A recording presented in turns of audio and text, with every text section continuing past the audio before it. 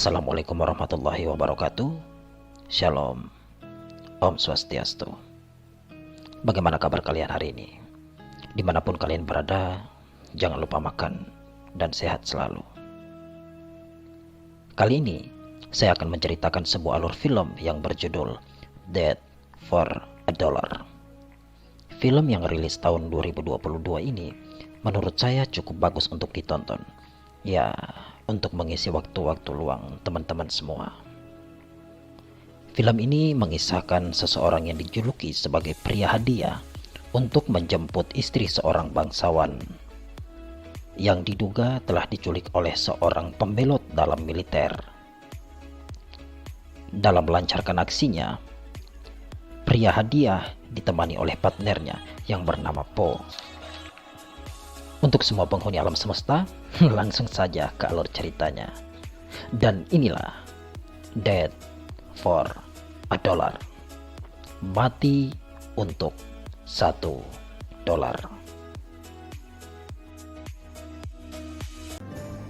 Berlatar belakang di wilayah Meksiko pada tahun 1897.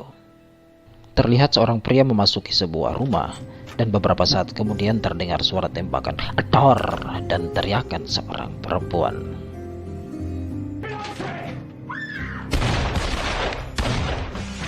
Kemudian scene berpindah ke sebuah penjara di wilayah New Mexico.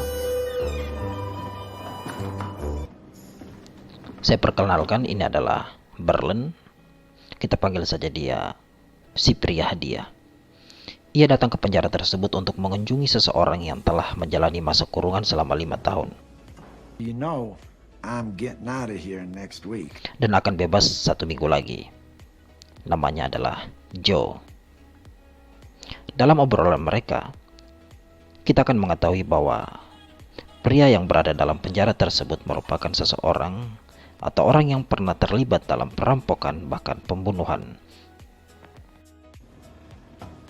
You do the same. Dalam obrolan mereka, terlihat bahwa si pria hadiah dan Joe memiliki masa lalu yang kurang baik di antara keduanya. Baru saja selesai mengobrol, Joe dihampiri oleh salah satu penjaga sipir untuk memberitahukan bahwa ada surat pos yang mengatakan bahwa dia telah bebas dan besok pagi boleh pergi dari penjara ini. Esok pun tiba, terlihat Joe sangat senang dan bahagia karena telah bebas dari penjara dan menghirup udara segar. Oktober 1897. Scene berpindah ke pria hadiah yang menemui beberapa orang prajurit tentara pada masa itu. Mari saya perkenalkan, ini adalah Martin Kidd, merupakan seorang pengusaha tersohor di wilayah Meksiko dan bermitra cukup baik terhadap pihak militer pada saat itu. Dalam pertemuan tersebut, Martin menjelaskan bahwa istrinya telah diculik oleh salah satu prajurit yang bernama Elijah 3 minggu yang lalu dan telah dibawa ke perbatasan Meksiko. Kemudian Martin menjalin kerjasama kepada si pria hadiah untuk membebaskan istrinya dan membawa pulang kepadanya dengan imbalan $2.000. Dan sebagai tanda jadi, Martin memberikan panjar kepada Berlen atau si pria hadiah sebanyak $500 dan sisanya akan diberikan setelah berhasil membawa kembali istri Martin. Dan untuk melancarkan aksinya agar berjalan dengan mulus, aman, damai, tentram, sejahtera, si pria hadiah meminta seekor kuda dan beberapa amunisi sebagai bekalnya. Ia juga ditemani seorang sersan yang bernama Po untuk mendampinginya dalam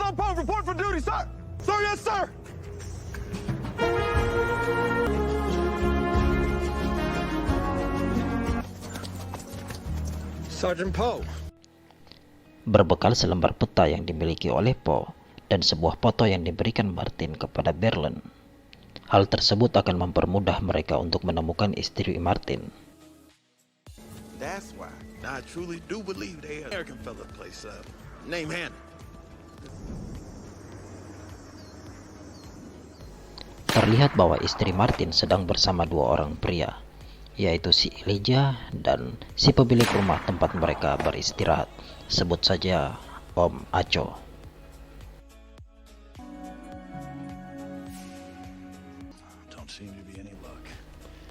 Di saat mereka sedang beristirahat, tiba-tiba muncul si pria hadiah bersama partnernya yaitu Po dengan tujuan untuk membawa istri Martin pulang.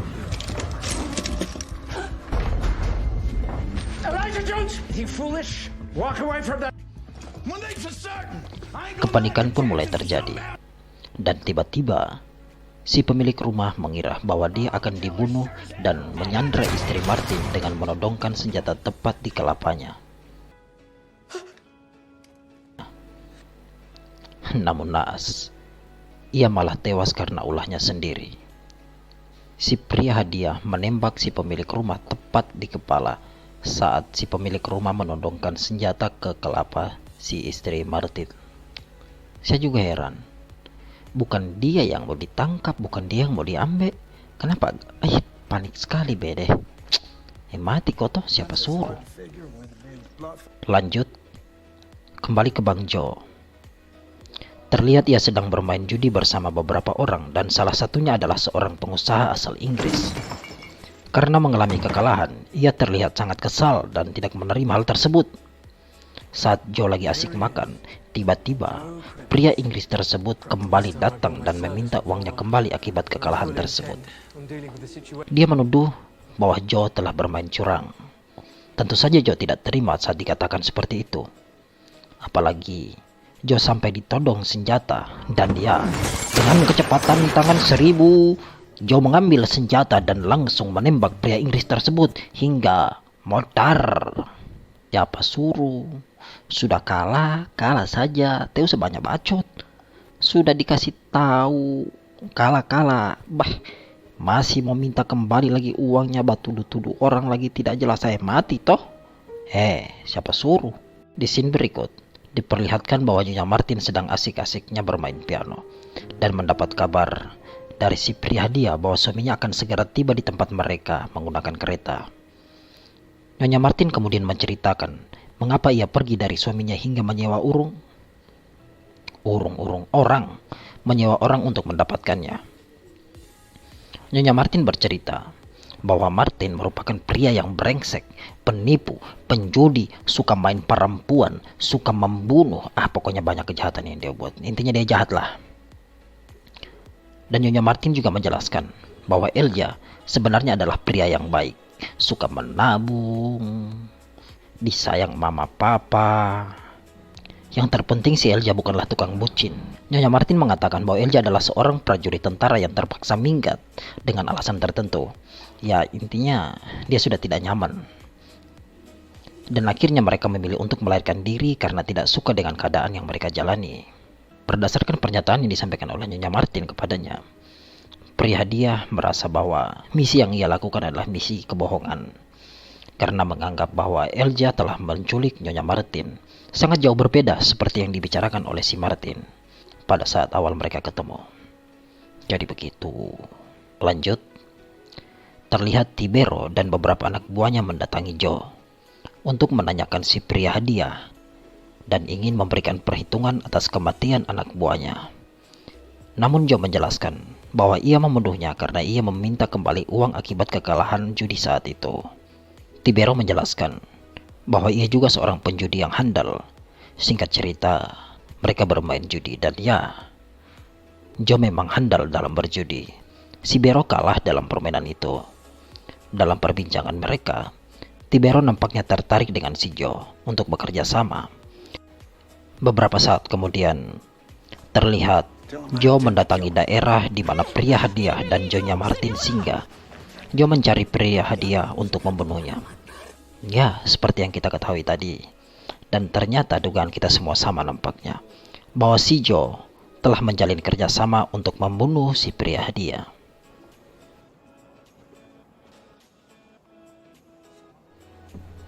Di sini juga tidak dijelaskan seberapa besar hadiah yang diberikan oleh Tibero kepada Joe untuk membunuh si pria hadiah ini, sampai dia tertarik untuk membunuh si pria hadiah. Entahlah. Sampai saat mereka bertemu dan kemudian mereka mengobrol untuk melakukan duel. Si Joe ingin minum topi miring dulu dan beberapa teguk cap tikus, anjay. Ya, hitung-hitung buat lebih tinggi dan lebih beradrenalin lah. Saat Joe ingin memulai pertarungan, Si Jo menawarkan secangkir cap tikus kepada si Prihadia. Namun si Prihadia menolak. Dan tiba-tiba, ya, saat ia mengambil senjata, tidak jadi. Karena si prajurit Sipo dan Nyonya Martin alias Kit juga menodongkan senjata tepat di kepala si Jo. Ya, dengan sedikit ancaman seorang wanita, ia tidak jadi membunuh si Prihadia dan memutuskan untuk pergi. Lanjut. Terlihat bahwa si Martin dalam perjalanan menuju tempat istrinya berada. Namun di tengah perjalanan, Martin dihadang oleh Tibero the Gang. Entah membahas apa, di sini tidak diceritakan. Tapi kita akan lihat nanti seperti apa. Lanjut. Setelah Martin sampai di tempat istrinya dan disambut oleh Prihadia, dan ia menjelaskan bahwa istrinya dalam keadaan baik-baik saja. Begitupun dengan Elijah yang masih tersimpan rapih di dalam sel. Anjay, tersimpan rapi pakaian kali. Di sisi lain, Tibero nampaknya kecewa dengan kerja si Jo karena tempo hari ia tidak dapat membunuh Prihadia dan memerintahkan bawahannya untuk menyampaikan bahwa Jo telah dipecat dalam kerjaan itu. Jo nampak sedikit frustasi dan galau karena cicilan, banyak hutang, banyak cabai-cabean yang mesti dibayar. Lanjut, Elijah diberitahu oleh polisi yang menjaganya bahwa ada orang penting yang akan menemuinya. Elijah beranggapan bahwa itu adalah si Prihadia dan ia akan segera dibebaskan. Tapi ternyata malah terlihat si Martin menghampiri si Elijah yang sedang berada di sel. Hombre, no. Si Martin langsung menodongkan senjata dan menembak Elijah. Ya, dan benar saja, si Elijah pun mati saat itu juga. Si Martin menyogok polisi tersebut untuk mengatakan bahwa Elijah mencoba untuk melarikan diri, hingga akhirnya dia ditembak oleh si polisi tersebut. Namun si Prihadia tidak dengan mudah percaya begitu saja. Dia sudah tahu jika yang membunuh Elijah adalah si Martin itu sendiri. Kemudian setelahnya, Martin menghampiri istrinya dan menceritakan semua rencananya. Bahwa ternyata ia hendak menjual istrinya sendiri ke Tibero dan akan tiba esok hari. Kemudian Martin akan membuat cerita seolah-olah istrinya diculik oleh Tibero dan kemudian dibunuh. Ya, memang dasar lelaki sesat emang ya. Menjual istri kepada orang lain. So, lanjut. Karena tidak terima dengan perlakuan suaminya dan menolak untuk dijual ke penjahat tersebut, si Nyonya Martin mengambil senjata mini yang ia miliki lalu kemudian mati si Martin. Ya, memang pantas si Martin mati karena perbuatannya sendiri. Karena sesungguhnya perbuatan yang keji akan menerima konsekuensi yang besar bagi diri sendiri. Nah, besoknya bahwa istri Martin nampaknya ingin bunuh diri. Ya, daripada harus nakenda oleh geng Tibero, ya lebih baik matilah. Eits, tapi niat tersebut tidak jadi. Ya, mengingat pasti ada jalan terbaik. Karena bunuh diri bukanlah sebuah solusi. Cakep. Sok bijak kali aku bah. Oke, lanjut.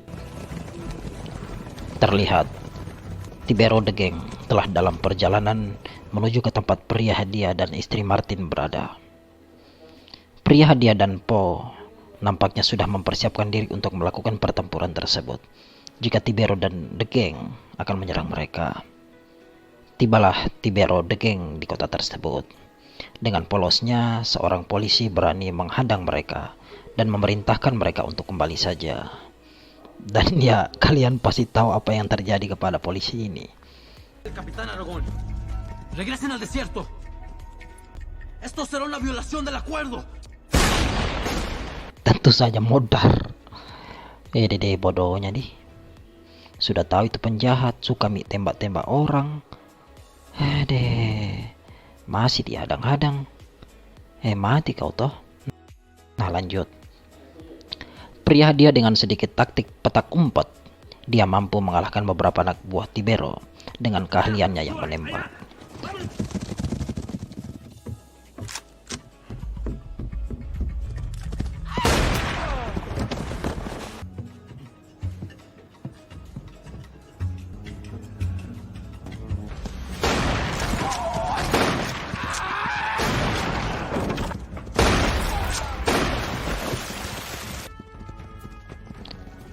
Sementara itu, 3 anggota Tibero mencari Nona Martin di dalam hotel. Tidak banyak basa-basi bisu, mereka berhadapan dengan jarak yang cukup dekat sambil menodongkan senjata. Di situ juga terlihat bahwa Simbamba penjaga hotel mengambil senjata dan baku tembak jarak dekat pun terjadi.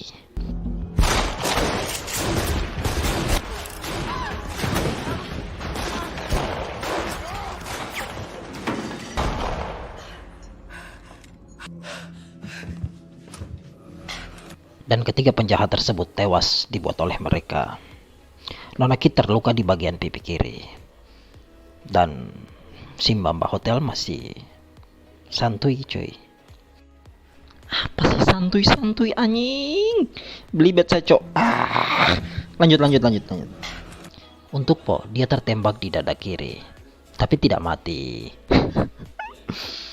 Kembali ke Tibero. Ia bertemu kepala polisi karena terlalu banyak bacot, banyak cincong. Si polisi tersebut langsung ditembak tepat saat itu juga. Dengan napas yang terengah-engah, kaki Lunglai tak terarah, bahkan baru menembus bahu kiri.